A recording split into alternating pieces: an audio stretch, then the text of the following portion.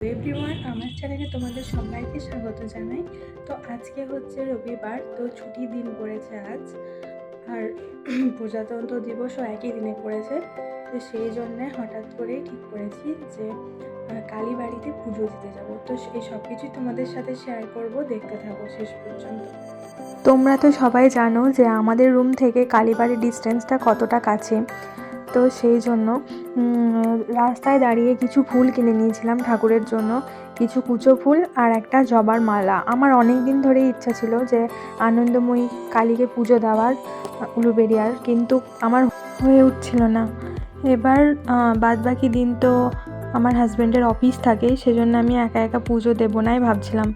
সানডেটা ছুটি ছিল, সেজন্যই আরও আশা। পর ওখান থেকে আমরা কিছু ফল কিনে নিই ঠাকুরের জন্য, আর একটা শাড়িও কিনে নিয়েছিলাম লাল রঙের। আমার অনেক দিনের ইচ্ছা ছিল যে একটা শাড়ি দেওয়ার। তো চলো এবার আমরা চলে এসেছি। ও যেহেতু স্নান করে আসেনি বাড়ি থেকে, তো বললো পাশেই যে গঙ্গাটা আছে, তো গঙ্গাতে আমি স্নান করে নেব, তারপর একবারে ঠাকুরকে পুজো দিয়ে দেবো। আর আমি যেহেতু স্নান করে এসেছি, তো আমার আর স্নানের কোনো গল্প নেই এখানে। তারপর আমি ওখানে গিয়ে চুপ করে বসলাম। ওকে বললাম যাও স্নানটা করে এসো। ওর জামা প্যান্ট এগুলো নিয়ে বসেছিলাম। জলটা খুব একটা বেশি ছিল না গো। অন্যবার যখন আসি তখন দেখি জলটা মানে সিঁড়ি বেয়ে উপরে উঠে আসে, তাও দেখলাম এবারে জলটা কম ছিল, মানে ভাঁটা চলছিল। তারপর ওই যে দূর থেকে দেখতে পাচ্ছিলাম যে জাহাজ আসছে, এই জাহাজগুলো সব ওই দীঘার দিকে যায়। তারপরে কোথায় যায় সেটা আমার জানা নেই। তো দেখো এখানে বসে আছি, আর সেদিন প্রচণ্ড রোদ ছিল, একদম তাকাতে পারছিলাম না। বসে থাকতে থাকতে দেখছি দেখো কত বড় একটা জাহাজ চলে এসেছে। ওখানে একটা মেয়ে দাঁড়িয়েছিল, সে আবার বলছে যে ওখান থেকে সরে যাও, মানে জলটা একদম সিঁড়ি বেয়ে উপরে উঠে চলে আসে, ওই জাহাজটার যা ঢেউ সেটার কথাই বলছিল। তো চলো, স্নান কমপ্লিট হয়ে গেছিলো, ওখানে জামা টামা পরে নিয়ে একদম রেডি। তারপর এখানে আমরা পুজোর ডালা নিতে এসেছিলাম দোকানে, একেবারে সব কিনে নিলাম। তো এখানে হচ্ছে অনেক রকমের মন্দির আছে, রাধাকৃষ্ণের মন্দির, শিবের মন্দির, আর আছে দুর্গা ঠাকুরের মন্দির, আর এখানে কালীবাড়ির মন্দির।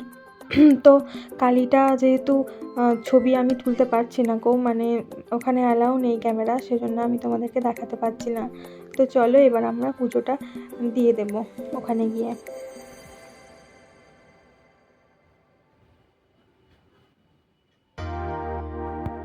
মন্দিরে ঢুকবার আগে সব দেখে নিলাম যে ঠিকঠাক আছে নাকি, না হলে পরে তখন মন্দিরের ভেতর ঢুকে গেলে তখন আর বেরিয়ে আসা সম্ভব হবে না, তাই সবটা একবার ভালো করে দেখে নিলাম। তো চলো এবার আমি পুজোটা দিয়ে আসবো, অতটা ভিড়ও নেই গো, এবার ভেতরে ঢুকে যাব। ও গেল ওখানে শিবের ওখানে ঠাকুরের কাছে, যেহেতু আকন্দা মালা একটা কিনেছিল শিবকে পরাবে বলে, সেই জন্য শিবের কাছে একবারে গেল পরিয়ে দেবে বলে। আমি আর ঢুকলাম না, আমি বাইরে থেকে প্রণাম করে নিয়েছিলাম।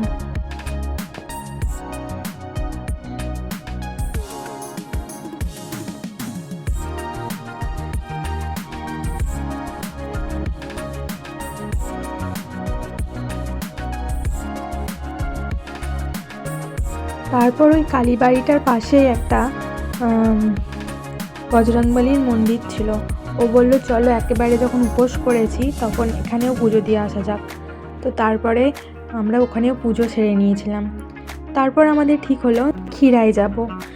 তো তারপরে পুজো টুজো সেরে বাড়ি এসে খাওয়া দাওয়া করে নিয়েছিলাম, আর তারপরে আমরা বেরিয়ে পড়েছিলাম ক্ষীরাইয়ের উদ্দেশ্যে।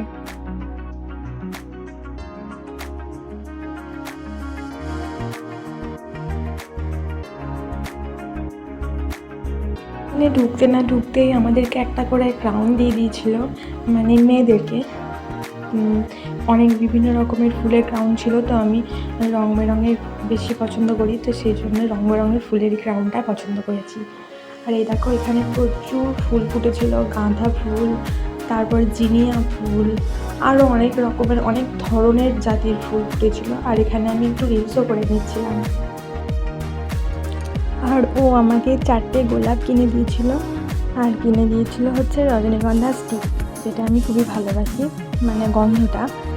আর তো সন্ধেও লেগে গিয়েছিলো অনেকটা, তাই আমরা দুজন মিলে একটুখানি একটা দোকান ছিল তাই এগরোল কিনে নিয়েছিলাম।